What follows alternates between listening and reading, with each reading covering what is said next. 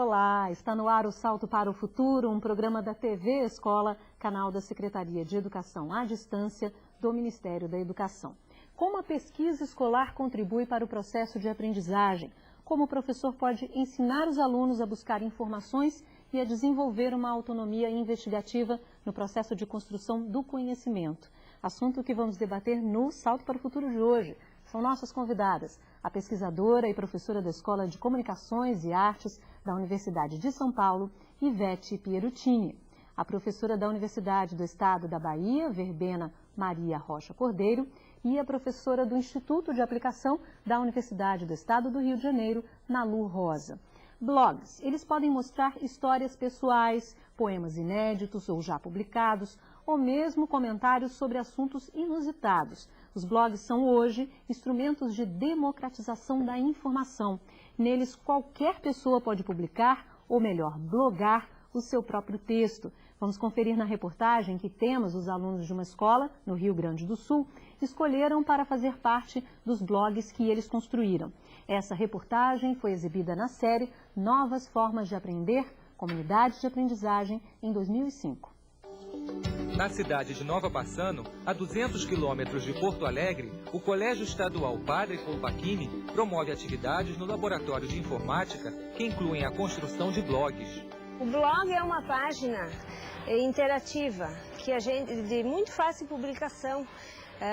Os alunos, a gente pode publicar textos como no modelo de um diário. E esses textos têm a vantagem de poder receber comentários. Os alunos da 8ª série construíram o blog Vidas Secas, da ficção à realidade, uma referência ao livro de Graciliano Ramos, uma produção que envolveu diversas fontes de pesquisa.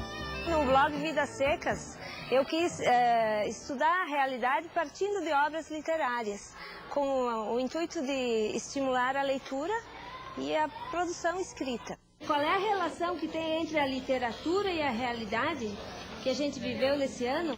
É que ali no livro Vidas Secas falava também sobre a família de retirantes nordestinos que sofriam com a seca. E aqui no Rio Grande do Sul nós também sofremos com a seca de 5 meses. Além de imagens que retratam também a seca no sul do país, o blog inclui fotos da 2ª edição da Feira do Livro, realizada no colégio. A gente ligou a Feira do Livro com o blog, mostrando para as outras pessoas que acessassem o nosso blog que é muito importante a gente trabalhar as obras e depois colocar no blog, por causa que todos podem ver e dar o seu comentário. E agora a gente está fazendo um intercâmbio com os alunos de Santa Catarina, no blog Acelera 2005. E o intercâmbio despertou o interesse dos alunos para navegar por outros temas. Eu fiz esse blog inspirado no blog Vidas Secas, se bem que o assunto não tem nada a ver, que é sobre futebol, isso aqui, sobre o time do Milan, da Itália. Eu já estou me comunicando com gente da Itália e aprendendo um pouco a falar a língua deles. Esta outra turma também trabalha na construção de um blog. Os alunos do ensino pós-médio técnico criaram o blog Opinião. A preocupação é desenvolver a competência da escrita.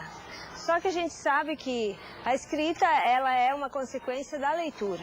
Nós escolhemos textos de assuntos bem polêmicos que favoreçam a argumentação, porque a dificuldade de escrita dos alunos está na questão da argumentação. Os temas debatidos no blog incluem a importância da leitura e da escrita e também assuntos que costumam gerar polêmicas, como a eutanásia e o homossexualismo. Aqui na nossa região, assim, o preconceito é muito grande, as pessoas têm muita dificuldade de aceitar isso. É muito diferente da realidade de pessoas que moram em cidades maiores, né? E isso ajudou muito a gente aprender um pouquinho com eles, discutir. A política é outro assunto que vem despertando o interesse dos jovens. Esse aqui, então, é o nosso último assunto agora. Que, então, corrupção é o assunto que está no momento, né? Que é o que está se falando agora bastante. Então, a gente abordou esse assunto agora e está colhendo muitas opiniões. E nem a gravação desta reportagem ficou de fora do debate na internet. A visita da equipe da TV Escola foi registrada pelos alunos. Essas novas formas de aprendizagem, elas entram nessa proposta interdisciplinar da escola. A informática, sim, é uma ferramenta que vem ao encontro dessa nossa proposta.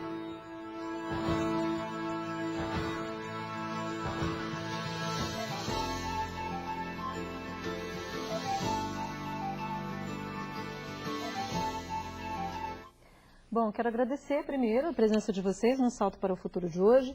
Começar pela Ivete, que é a autora do texto, que consta do boletim que os professores receberam. E aí, vendo esse material dos blogs, a gente pensa na questão da pesquisa, né? Para fazer um trabalho como esse, tem pesquisa, tem todo um processo anterior até a publicação. O que mudou hoje? O que essa mudança, enfim, você chama no seu texto desse dilúvio informacional, né? De informações. O que isso exige do professor para trabalhar com pesquisa na escola? Bom, primeiramente, boa noite a todos aqui participantes, né, aos nossos espectadores, participantes de longe. Hoje, eu acho que não podemos mais pensar na pesquisa meramente como um processo de complementação de informações fornecidas pelo professor em sala de aula. Quer dizer, a quantidade de informação, a complexidade, né, dessa produção, tal como foi, inclusive, conversado e discutido nos programas anteriores, eu acho que deixou bastante clara essa mudança hoje, né?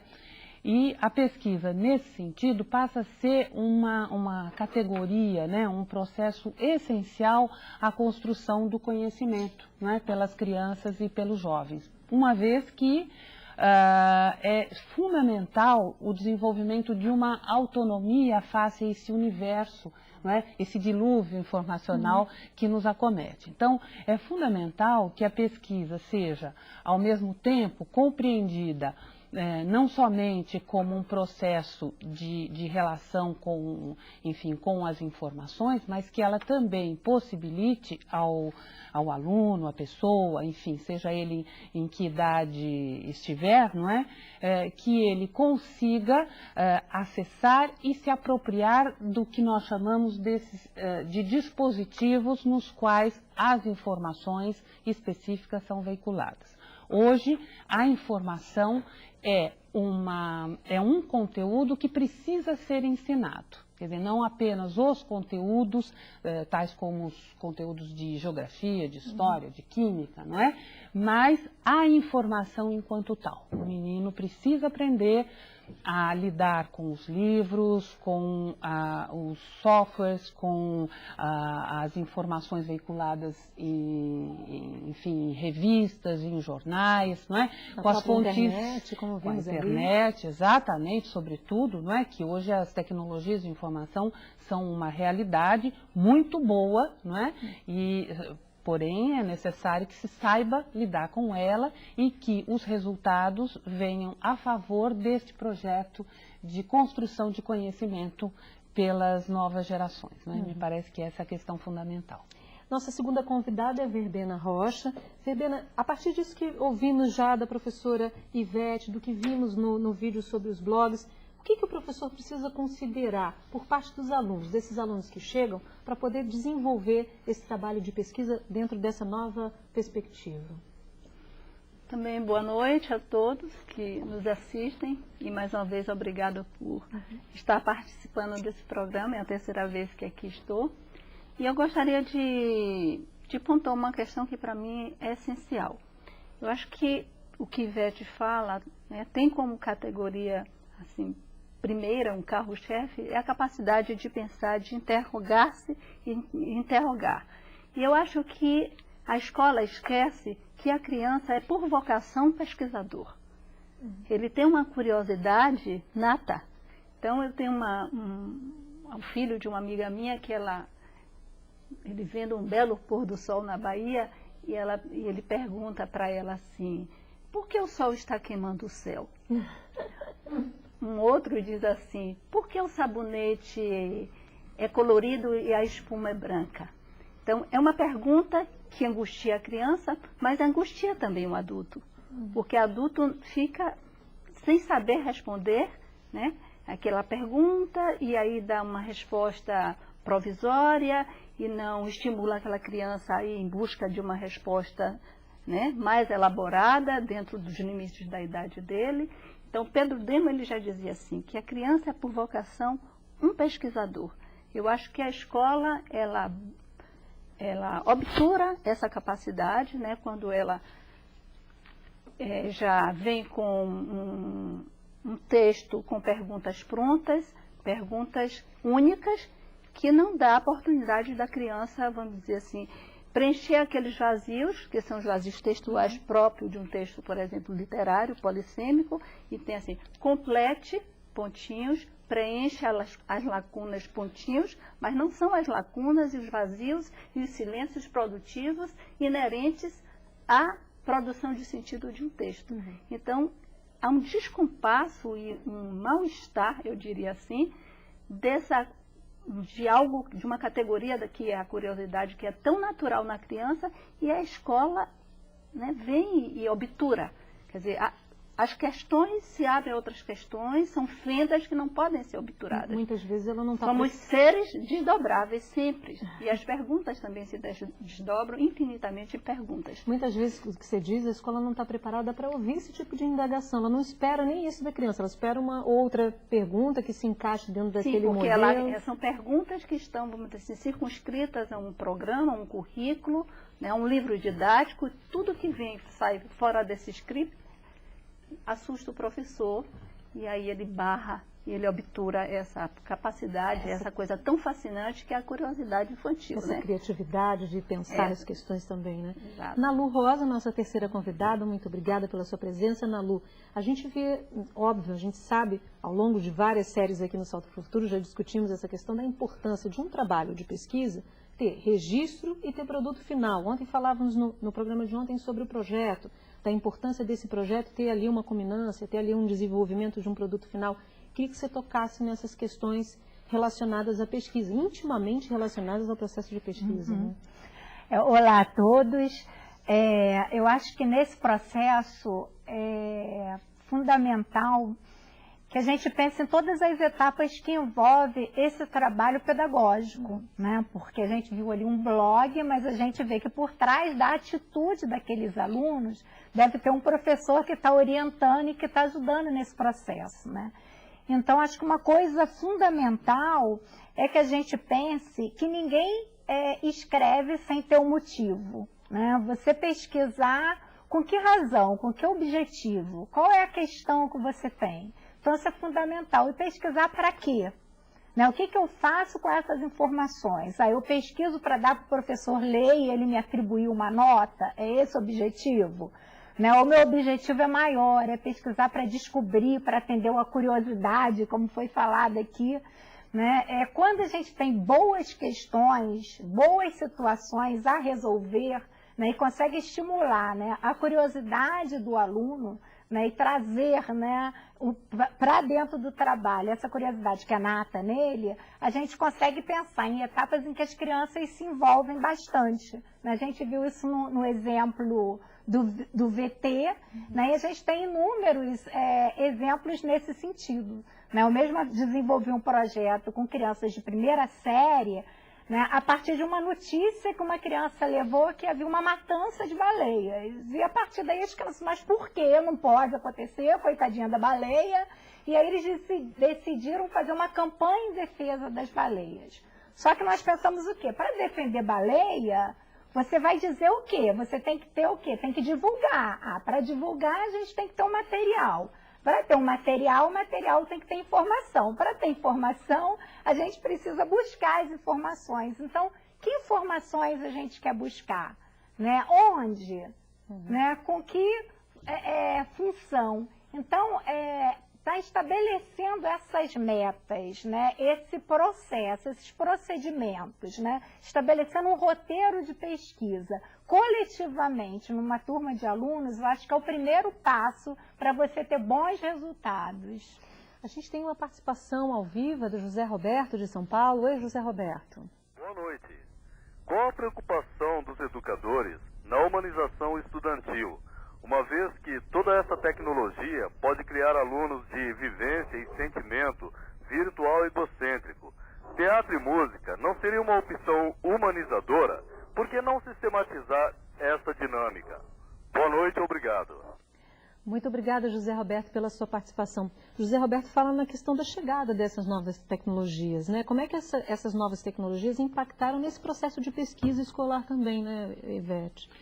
Olha, as tecnologias de informação são uma realidade, né? Quer dizer, e a produção do conhecimento está diretamente ligada a ela. Eu acho que fechar os olhos para essa questão, na verdade, é dificultar, é inibir e até um prejuízo, efetivamente, para a construção, né, do conhecimento e do sujeito que conhece, né, do desejo de conhecer, que é fundamental.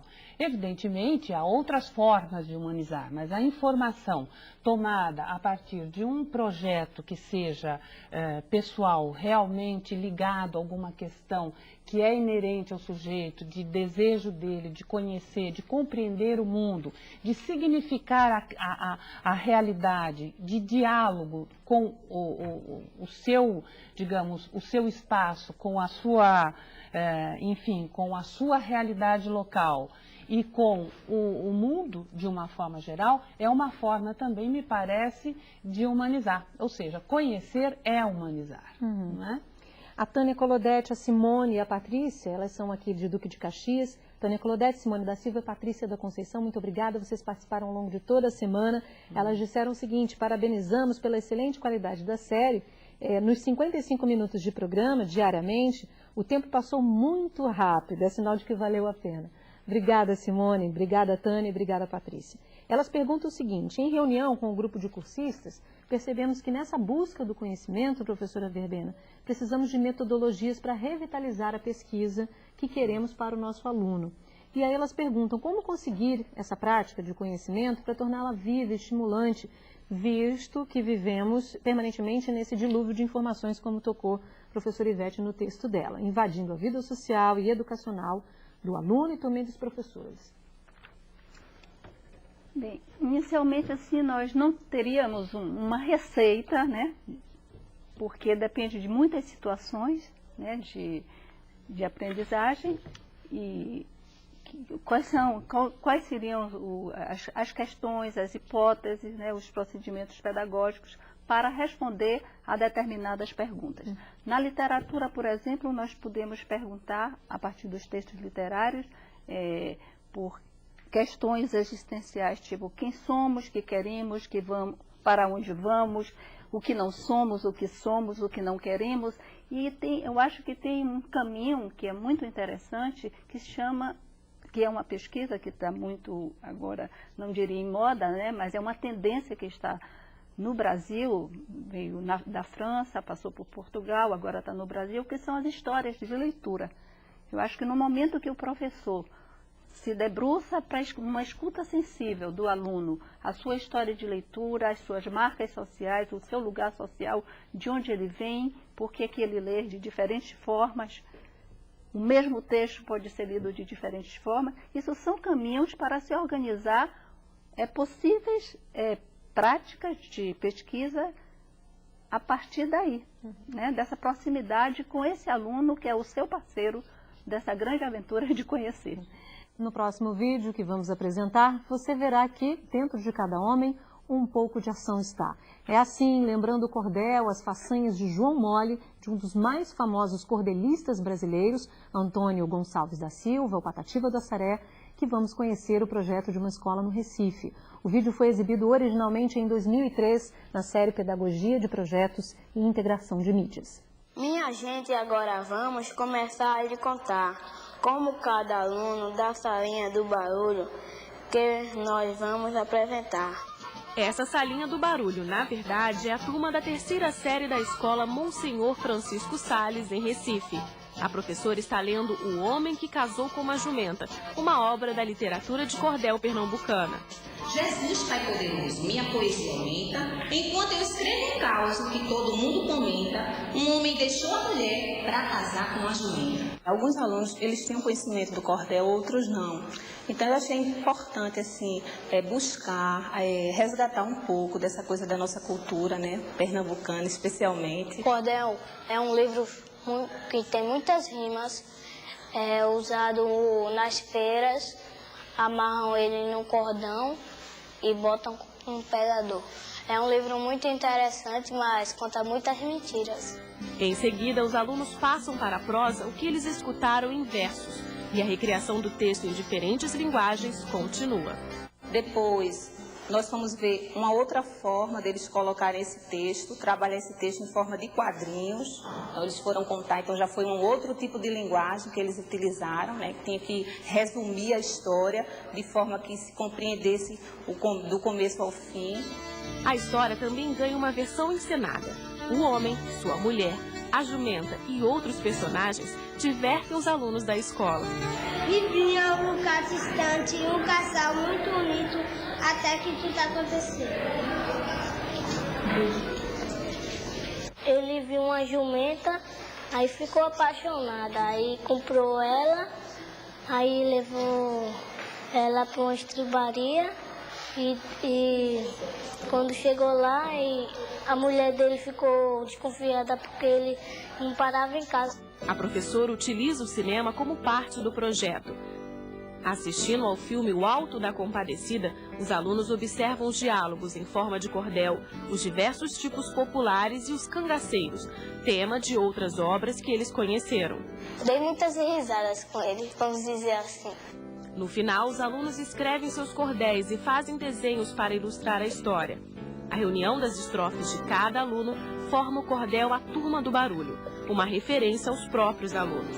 A professora fez um sorteio e escreveu os nomes dos meus colegas no papel e botou numa sacola. Ela mexeu, mandou a gente tirar o papel para ver quem saía para a gente poder fazer o verso. A proposta inicial que eu queria fazer um cordel por aluno, né? Aí eu senti a dificuldade deles nessa questão da rima, com coerência, com coesão, porque rimar é fácil, mas você rimar com coesão e com coerência é complicado. Então foi aí que eu redirecionei meu trabalho e disse, não, bem, o cordel vai sair, agora vai ter que ser de uma outra forma. Então foi que surgiu a ideia, digo, não, minha gente, então vamos fazer o seguinte, cada coleguinha vai fazer uma estrofe com algo peculiar para seu colega, alguma coisa engraçada dele, alguma coisa que chame a atenção da sua personalidade, e a gente vai montar o nosso livrinho. Karina é uma menina muito danadinha, ela chega na escola e fica sapequinha. Ninguém a vê, porque é muito miudinha. Ela vai para o recreio e brinca de elástico. Por assalto a pinota, seu corpo parece um plástico.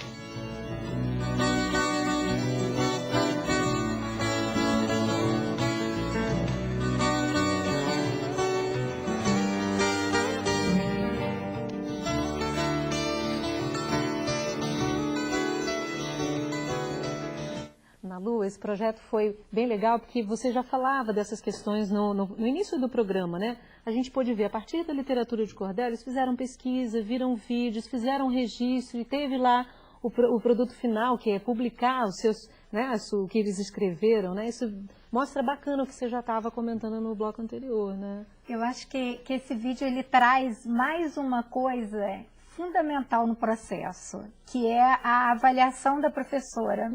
Esse comentário dela, não, então eu fui ver e para fazer o texto com rima, eu preciso de coerência, de coesão, então eu reavaliei e pensei deles fazerem um cordel sobre, né, os colegas. Então, ou seja, o tempo todo a professora está ali como uma mediadora, como uma organizadora e como aquela que está avaliando, né, o processo de aprendizagem das crianças para que elas avancem. Né? Não é só ter uma ideia legal, como às vezes acontece, né? A gente tem uma ideia legal e sai fazendo. Né? A gente está dentro de um processo que ele é um processo, né, que precisa ser planejado, precisa ser reavaliado o tempo todo. E eu acho que isso foi muito interessante, né, que essa professora ela mostra isso. Né, e às vezes acontece muito essa oposição de por que não é mais um ensino, né, de transmissão, só de, né, informativo, às vezes se constitui uma ideia de que é espontaneísta. Né, e não é espontaneísta, a gente percebe ali que tem todo um planejamento, toda uma direção, né, que está considerando, né, a motivação, a curiosidade, né, e também o processo cada vez maior de apropriação da língua escrita nas suas diferentes modalidades pelo aluno. É legal que você vê o que você diz, tem uma intenção, e para ter essa intenção ela partiu de algum ponto. A gente vê o ponto de partida e onde ela queria chegar, né, no projeto. Processo. É verdade. A Ciseni Narciso, de Anápolis, em Goiás, muito obrigada, Ciseni, também participou a semana inteira, valeu. Ela diz, diante de tantas informações sobre a importância da leitura, da pesquisa escolar, o Brasil ainda não se tornou um país de leitores. A biblioteca ainda não é um local frequentado por nós, brasileiros, e a pesquisa escolar ainda continua em forma de cópia e não de investigação e construção. Ela pede que vocês comentem e apontem também caminhos para que os professores possam contribuir para mudar essa realidade, professora Ivete. Bom, a nossa Ciseni, ela tem uma visão crítica e clara, né, de uma situação, mas uma situação que precisa ser superada. Eu acho que a primeira questão é colocar esse problema para que a gente possa perceber o quanto ele afeta esse processo educacional no país como um todo. Quer dizer, reconhecer a necessidade e as carências já significa, de alguma maneira, um grande salto. De outro lado, me parece também que hoje, quando nós falamos das dificuldades enfim, da falta de bibliotecas, não é? Nós temos que pensar que há outros recursos, muitas vezes, disponíveis e que não são colocados a serviço desse projeto de conhecimento. Então, um professor, uma escola, atentos a essa questão, tem necessariamente que desenvolver um projeto educativo que inclua outros recursos, não é, a favor da educação desses meninos, uma vez que a sala de aula exclusivamente, as informações que o professor traga, o livro didático, nós sabemos que são excelentes, mas não são suficientes. De outro lado, nós temos que pensar a ressignificação desses espaços já existentes. Se a gente pensar numa biblioteca hoje que apenas disponibilize material, não é? Mas que não tenha um projeto educativo para ensinar esses meninos a usarem os recursos, não é? A saberem selecionar as informações, a trabalhar com esses materiais, também estarão aquém da necessidade efetiva, não é? Da apropriação de informação tão fundamental na educação de hoje. Ok, a gente tem agora a participação da Maria José do Maranhão. Olá, Maria José. Olá. Sabemos que a maioria das escolas tem recursos didáticos favoráveis para a construção do conhecimento através de pesquisas. O que falta para que a escola leve os alunos a conhecer os diferentes tipos de linguagens de forma prazerosa e criativa? Boa noite e obrigada. Muito obrigada, Maria José, pela sua participação ao longo dessa semana inteira. Valeu mesmo. Professora Verbena, a senhora está à frente de um trabalho, de um programa de estudo e linguagem, né, na Universidade lá da Bahia. Como é que a senhora vê essa questão? O que falta? A Maria José pergunta o que falta para que isso de fato seja trazido, levado, pensado na escola de uma forma mais consistente. Então, inicialmente eu acho que primeiro é a ruptura, né, com esses espaços autoritários, onde a autonomia do professor anda bastante abalada, né? E a partir daí, então, estimular ambientes e cenários e espaços de questionamentos e onde caiba muitos gêneros textuais, muitas linguagens, muitas possibilidades.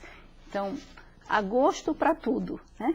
Então, há quem goste da linguagem do cinema, da revista em quadrinho, do romance, da poesia.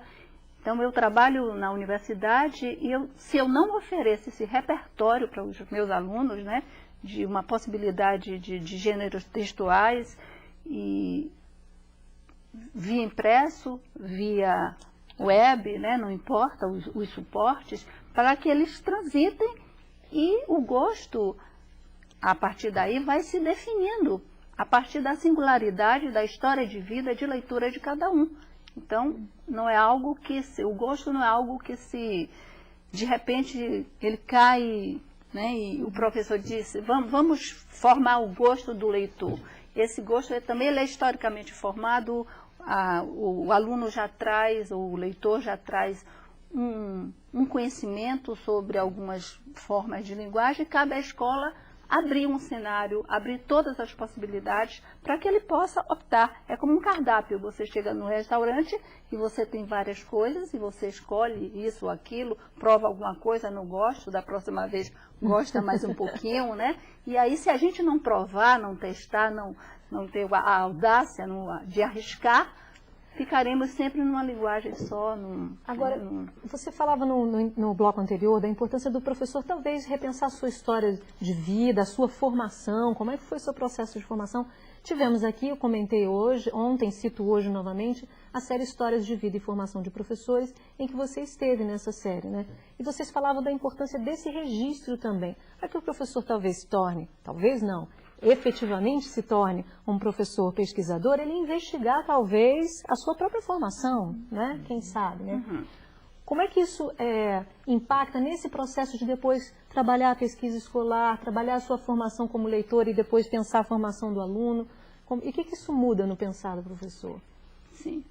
Então, em geral, né, disse assim, para se formar leitor, é preciso que o professor seja também um leitor. Então, nessa mesma perspectiva, né, um pesquisador, é preciso também que o professor seja um pesquisador, ele tenha experimentado, ele tenha vivido essa situação. Uhum. Né? Então, o processo de aproximação com o universo literário, com a leitura, é muito complexo, ele tem muitas entradas. Mas eu penso que a entrada, assim, primeira e mais importante, que pode aproximar numa parceria mais articulada, são as histórias de vida. De um lado, a história de vida do aluno, do outro, da história de vida do professor. Quer dizer, se o professor tem uma escuta sensível para a história de vida, das histórias de leitura daquele aluno, ele termina por refletir sobre a sua própria história. Tá certo. E isso, então, termina dando uma cumplicidade, uma outra forma de se relacionar. Dele olhar para desse processo que ele está promovendo para esse aluno, né? A Marília Sodré, do Rio de Janeiro, quer saber, Nalu, o que deve considerar a escolha das temáticas de pesquisas dentro desse excesso de informações disponíveis aos alunos hoje? Eu acho que tem dois caminhos. Eu costumo usar dois caminhos, né? Eu acho que tem uma coisa que é a escolha mesmo do professor, em alguns momentos, a partir do que você conhece da turma, do diagnóstico que você faz, do momento, né, em que aquela turma está, né, do histórico que ela traz de informações anteriores. Isso é um caminho, né? O outro também é a escolha feita conjuntamente com os próprios alunos. Né? Por exemplo, quando eu faço esse projeto que eu comentei agora das baleias, ele não fazia parte do meu plano, porque foi uma coisa que surgiu a partir de uma notícia, mas eu observei que ali eu teria um bom gancho, né, para poder trabalhar com uma série de conteúdos que eu precisava com aquele grupo. Agora, por exemplo, esse assunto chegou a você como? As crianças disseram, você investigou isso também? Isso foi um processo de investigação seu? O que aconteceu nesse caso das baleias, as crianças trouxeram uma notícia porque nós tínhamos um telejornal na sala de aula. Uma caixa de papelão. E ali qual era a desculpa? Elas liam notícias em casa no final de semana e deveriam apresentar aquela notícia para a turma. Né? Para não chegar só e ficar contando a notícia e lendo, se inventou o jornal, e esse jornal virou o Jornal Vida, fizeram uma caixa de papelão, que era uma televisão, e eles se imitavam os apresentadores, chegavam ali e aí lia a notícia deles. E a Júlia pegou uma notícia sobre a baleia. Então, quando ela chegou e leu a notícia dela, foi um desespero, que ninguém aceitava. O Japão, a Noruega, matam baleias, coitado das baleias. E daí, então eu vi ali, naquela discussão, uma possibilidade. Por quê? Para isso, eles precisariam escrever folhetos, precisariam desenvolver uma série de pesquisas. Né? Então, como as baleias vivem, o que elas comem, por que elas estão ali. Né? E se articulou uma série de etapas, porque aquilo, naquela possibilidade, eu vi o quê? O interesse e envolvimento da criança, e eu vi que seria possível trabalhar uma série de conteúdos que eram necessários, que era de, né, a aquisição do domínio da língua escrita, da leitura, dos procedimentos de pesquisas, que aí ia favorecer bastante. Tinha todo um aspecto social, que eles iam fazer uma campanha, e fizeram mesmo, mobilizaram, levantaram 3.000 assinaturas para mandar para Londres, para criar um santuário Atlântico Sul das baleias. Então, ali eu observei isso. Por que eu estou dizendo isso? Porque toda hora na sala de aula surgem muitas coisas interessantes. Então, não pode ficar totalmente guiado pelo que é interessante, porque são 10, 20 coisas interessantes que aparecem numa aula. Então, é necessário essa conciliação, né, do professor estar com esse olhar, né, mais avançado, de estar selecionando em tudo que surge de interessante aquilo que pode dar, né, uma facilidade no processo de aprendizagem. Um dos primeiros intelectuais a apontar os riscos da globalização, enquanto fator que pode interferir na produção original de conhecimento, foi o geógrafo Milton Santos. Suas teorias servem de referência para inúmeros estudiosos do processo de globalização e seus efeitos em nossa cultura. Mesmo criticando algumas consequências desse fenômeno, ainda no século XX, Milton Santos pode ser visto, acima de tudo, um otimista. Ele morreu em 2001 acreditando que uma nova e mais justa ordem econômica mundial é possível. A partir de um trecho do filme Encontro com Milton Santos, O Mundo Global Visto do Lado de Cá, do cineasta Silvio Tendler, vamos discutir a valorização de soluções locais nesse mundo globalizado. Japeri é o segundo município mais pobre do estado do Rio de Janeiro. E a gente, através do cinema, a gente pode expressar esse nosso movimento, às vezes as coisas que a gente não concorda que tem aqui, a gente joga no cinema e tenta mudar essa realidade. Aqui, acima de tudo, é a superação, de utilizar o que a gente tem na mão e superar até esses mesmos índices de pobreza. E a gente utiliza de pedaço de madeira para fazer grua, de cabo de vassoura para fazer o tripé. Na coletividade, a gente consegue fazer cinema na Baixada Fluminense. A gente partiu de uma necessidade de um resgate da memória e do folclore daqui do município de Japeri. E utilizando numa ficção, que é o marido chegando em casa bêbado e dando satisfação para sua esposa porque chegou bêbado. E a satisfação que ele dá é a partir do folclore de Japeri. Há a possibilidade cada vez mais frequente de uma revanche da cultura popular sobre a cultura de massa, quando, por exemplo, ela se difunde mediante o uso de instrumentos que, na origem, são próprios da cultura de massas. Eu sou lobificha! Sai! Em pleno século XXI, mas eu não acredito em lobisomem! Sai pra lá! Nesse caso, a cultura popular exerce sua qualidade de discurso dos de baixo, pondo em relevo o cotidiano dos pobres, das minorias, dos excluídos, por meio da exaltação da vida de todos os dias. A partir do audiovisual, várias pessoas vão ser influenciadas pelo produto que eles estão tendo. Então, é uma oportunidade para que eles possam se expressar até para o povo inteiro de Japeri, para mostrar o que eles querem falar e ainda não tiveram oportunidade. Porque a partir deles a gente acredita que, ou seja no teatro, na música, no cinema, na literatura, vão estimular novas vidas e novos sonhos a partir de filmes, do audiovisual. Ivete, a gente viu aí esse exemplo de valorização de cultura local, desses saberes locais. Se a gente for fazer uma relação com a escola, o que se precisa pensar dessa valorização dos saberes que estão envolvidos na escola, nesse processo, e dos atores, né? Como é que a gente avalia isso se a gente for comparar com esse projeto, por exemplo? Ali é um projeto, né? Sem dúvida. Quer dizer, eu acho que nesse projeto de conhecimento, todos os saberes têm que estar concomitantemente sendo considerados, não é? E articulados. Por exemplo, quando nós falamos na pesquisa, que é a nossa questão, o nosso tema, né? Nós sabemos que muitas vezes há profissionais dentro do quadro da escola que têm saberes específicos. eventualmente, um bibliotecário ou um professor com alguns conhecimentos específicos sobre como realizar uma pesquisa, acessar fontes informacionais, né, livros, bases de dados. E muitas vezes esses saberes não são incorporados aos projetos dos professores.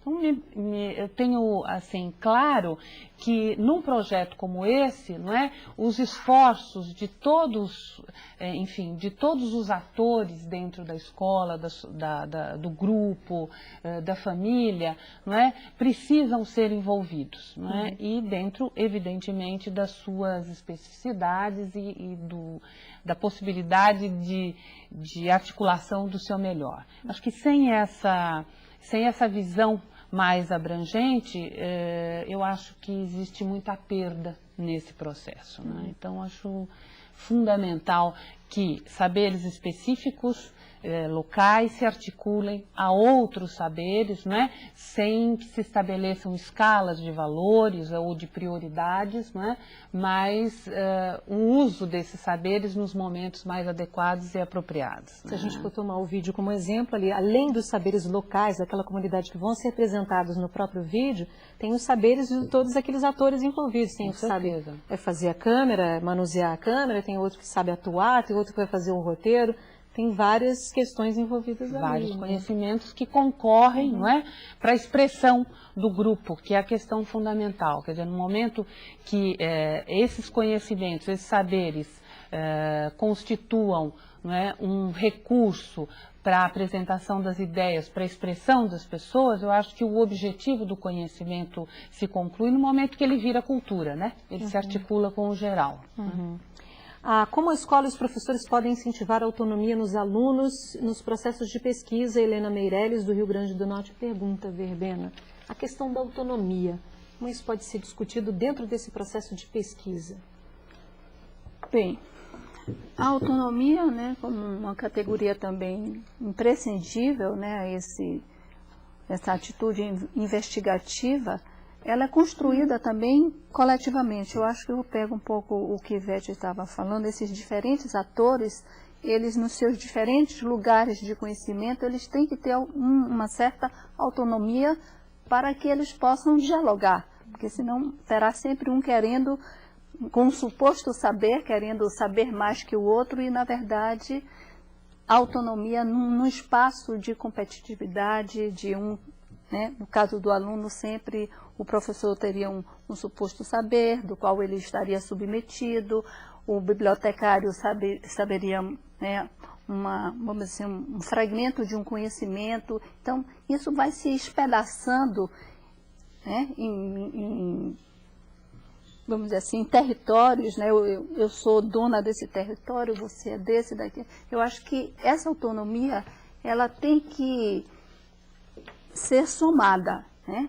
Quer dizer, as diferentes áreas de conhecimento que cada ator detém, ela tem que ser partilhada, compartilhada, somada, para que se construa um conhecimento, porque na verdade é um artifício essa fragmentação, né? Na sociedade a gente fragmenta uma totalidade, mas é uma fragmentação artificial que nos torna quase esquizofrênicos, né?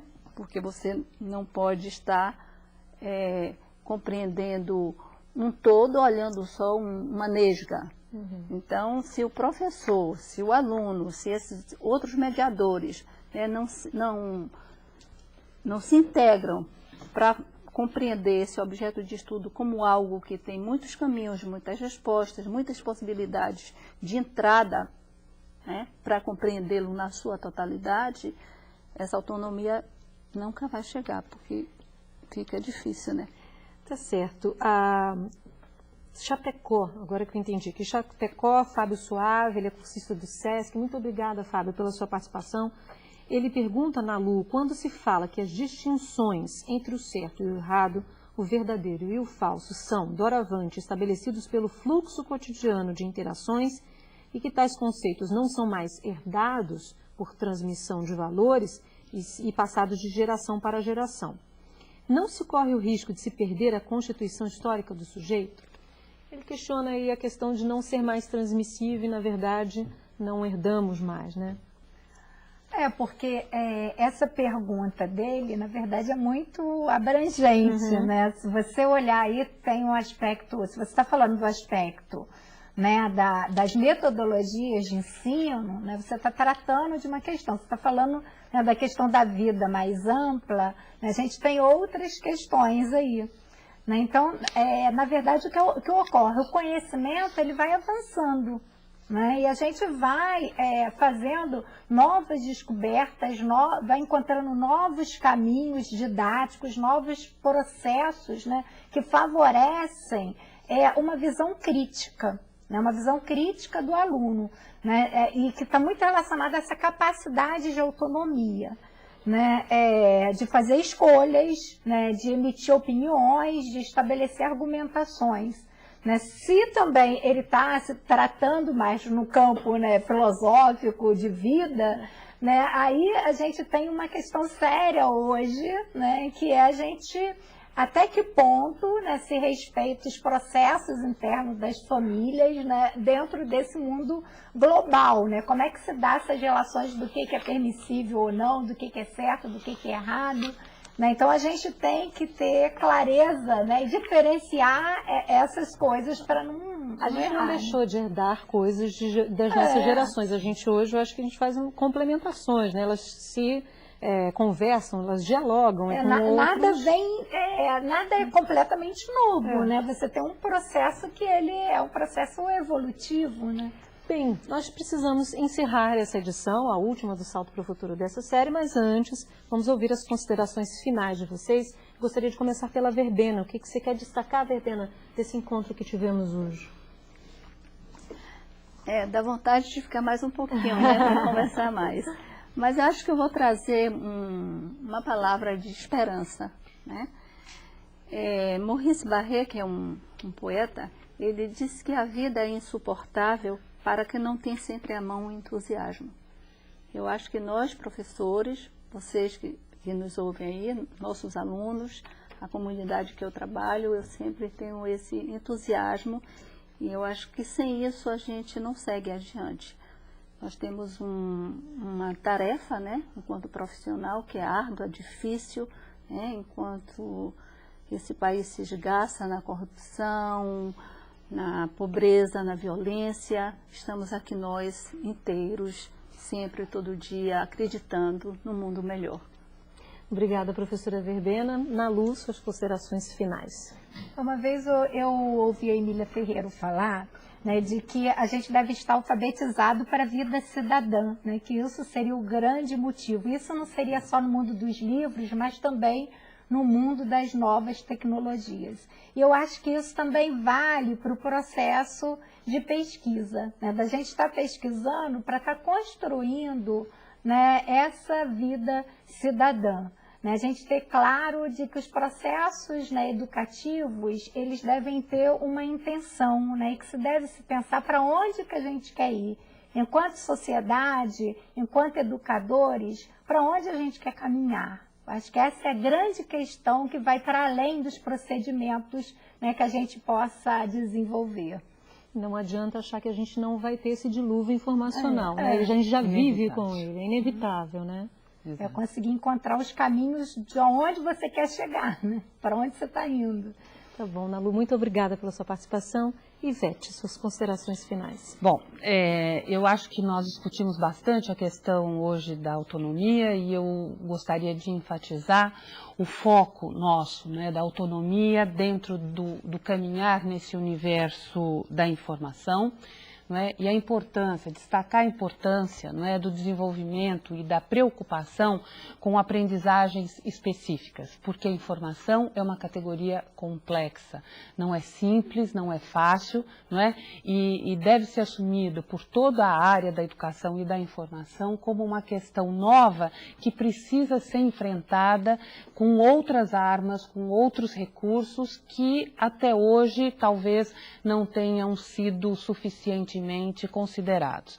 Então, acho que a gente poder trazer essa discussão, não é? Chamar atenção para esse problema, ainda que, do ponto de vista de país, nós não tenhamos todas as soluções, me parece que já é um salto para o futuro, não é? Dentro dessa questão fundamental que é a aventura de conhecer. Não é simples, é complexo, mas efetivamente me parece que deve ser encarado por todos os educadores, sejam eles os da escola, os que estão na área da informação, enfim, por toda a comunidade, porque é condição fundamental, não é, para que esses alunos possam realizar o grande desejo de conhecimento, que me parece deve ser o grande objetivo da educação. Agora, Ivete, a gente sentiu e sente pelas perguntas dos professores um certo receio com esse dilúvio informacional. Mas é isso que já falamos aqui, de alguma forma. É inevitável. É inevitável, né? É preciso conviver com ele. Sem dúvida. Conviver, mas não conviver de maneira submissa, pacífica, até triste e angustiada, mas buscando, não é, dentro de todos, são projetos de pesquisa, iniciativas particulares, enfim, de um conjunto de conhecimentos, de saberes e de propostas, caminhos que considerem essa dificuldade, não é, do lidar com a informação, dessa informação que hoje não está simplesmente digamos, veiculada em sala de aula como o único recurso e fonte para esta aventura de conhecer. Ela está em outros suportes, em outros dispositivos, e eles precisam ser incluídos como condição da educação. Muito obrigada, professora. Bem, agora é hora de fazer um lembrete. Vem aí a 5ª semana de poesia da TV Escola. E nós queremos ver o Brasil inteiro dizendo poesias aqui na TV. Para participar, mande seus vídeos para o endereço que está aparecendo aí na sua tela, Rua da Relação, número 18, 4º andar, Centro, Rio de Janeiro, CEP 2231110. Mas atenção, é fundamental que os nomes do autor, da poesia e de quem aparece no vídeo também sejam enviados, assim como o nome da sua escola. Não perca tempo, a Semana de Poesia começa no dia 20 de outubro. Termina aqui o Salto para o Futuro de hoje, o último da série A Aventura de Conhecer. Participaram do programa Ivete Pierutini, pesquisadora e professora da Escola de Comunicações e Artes da Universidade de São Paulo. Verbena Maria Rocha Cordeiro, professora da Universidade do Estado da Bahia. E Narlu Rosa, professora do Instituto de Aplicação da Universidade do Estado do Rio de Janeiro. Obrigada pela presença de vocês e a todos que nos ajudaram a fazer o Salto para o Futuro de hoje. A gente se vê na próxima série. Tchau!